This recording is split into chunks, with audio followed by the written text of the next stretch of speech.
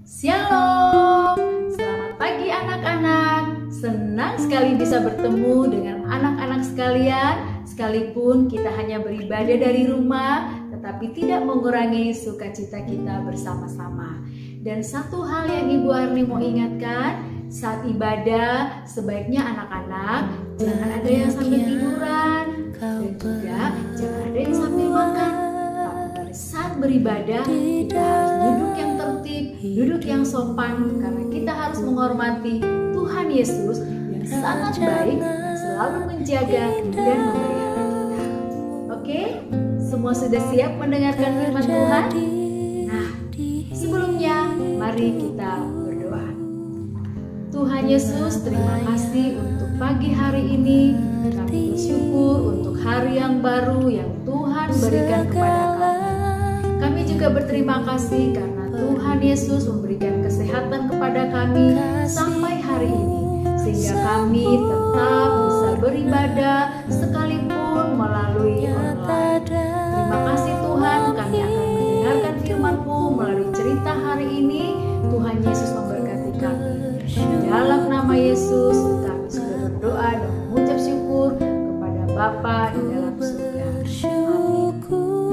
Judul cerita kita hari ini yaitu Yesus menyertai Yusuf, dan bacaannya terambil dari Kejadian pasal 40 sampai pasal 41. Karena begitu panjang, anak-anak akan membacanya di rumah.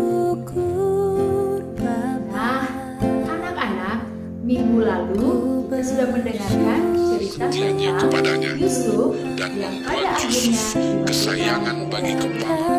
pada suatu kali pegawai raja melakukan kesalahan, yaitu juru minum dan juru roti, sehingga keduanya dimasukkan ke dalam penjara dan mereka bertemu Yusuf di dalam penjara. Pada suatu malam bermimpilah juru minum dan juru roti. Keesokan paginya Yusuf datang kepada kedua pegawai itu, minum dan juru roti. Lalu Yusuf bertanya kepada mereka, "Mengapa kalian sedih? Apa yang membuat wajah kalian begitu murung?"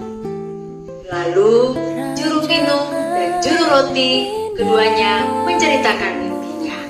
Apa ya mimpinya? Dalam mimpiku itu tampak ada pohon anggur di depanku. Pohon anggur itu ada 3 caranya. Buah anggur itu kuambil, lalu kuperas ke dalam piala Firaun. Kemudian kusampaikan piala itu ke tangan Firaun. Artinya, Kata Yusuf kepadanya, Beginilah arti mimpi itu. Ketiga carang itu artinya 3 hari. Dalam 3 hari ini, Firaun akan meninggikan engkau dan mengembalikan engkau ke dalam pangkatmu yang dahulu. Dan engkau akan menyampaikan piala ke tangan Firaun seperti dahulu kala.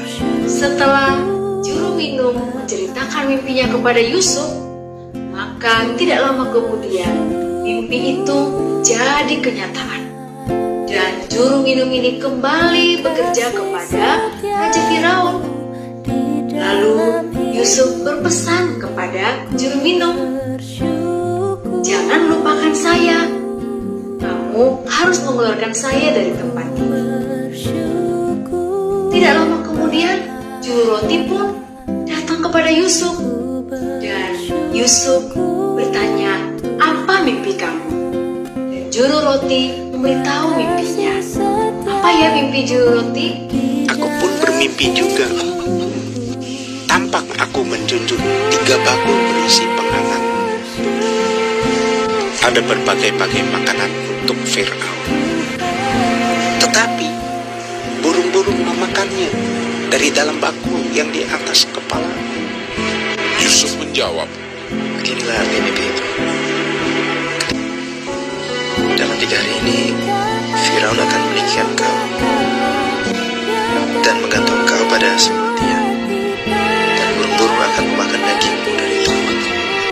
dan terjadilah pada hari ketiga, hari kelahiran Fir'aun.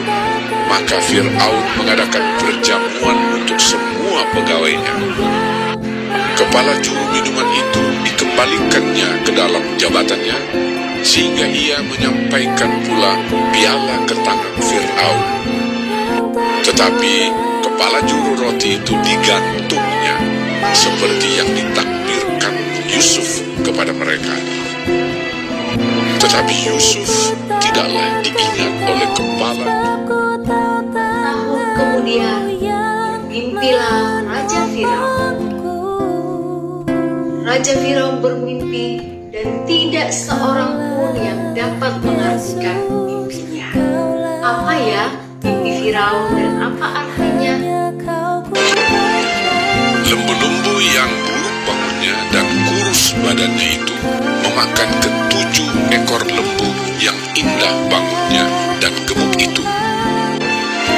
Lalu terjagalah Fir'aun. Setelah itu tertidur pulalah ia dan bermimpi kedua kalinya. Tampak timbul dari satu tangkai 7 bulir gandum yang bernas dan baik.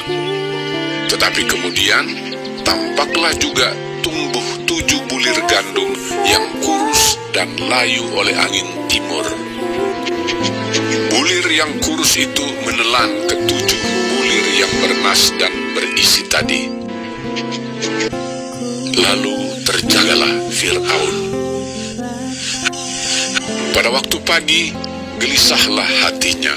Lalu disuruhnyalah memanggil semua ahli dan semua orang berilmu di Mesir. Fir'aun menceritakan mimpinya kepada mereka, tetapi seorang pun tidak ada yang dapat mengartikannya kepadanya.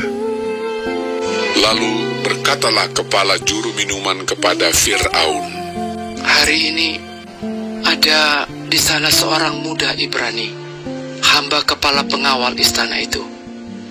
Kami menceritakan mimpi kami kepadanya, lalu diartikannya kepada kami mimpi kami masing-masing.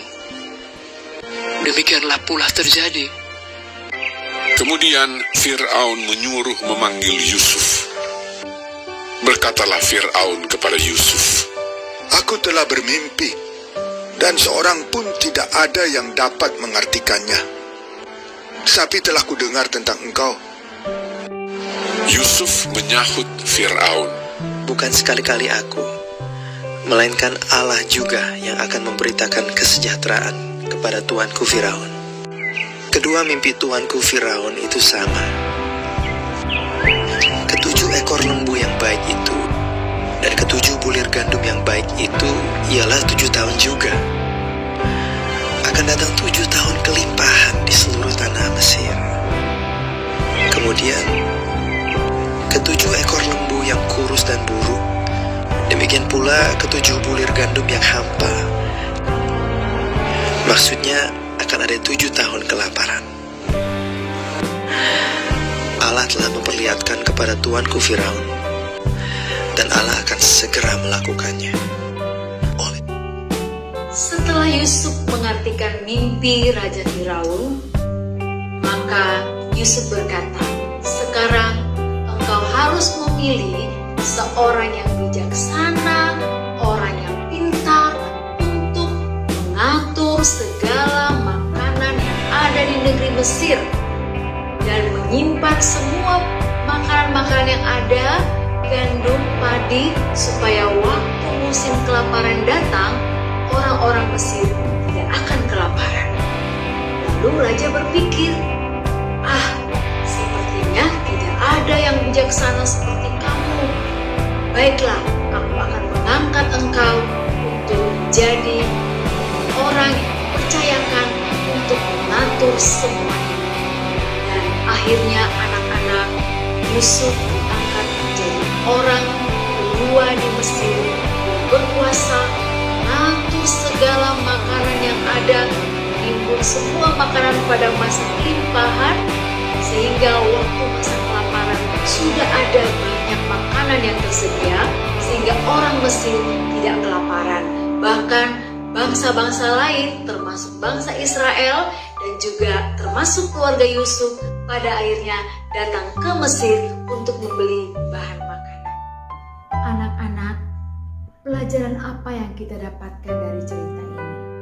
Ada dua hal yang kita pelajari dari cerita Yusuf. Yang pertama, kita harus menjadi anak yang baik.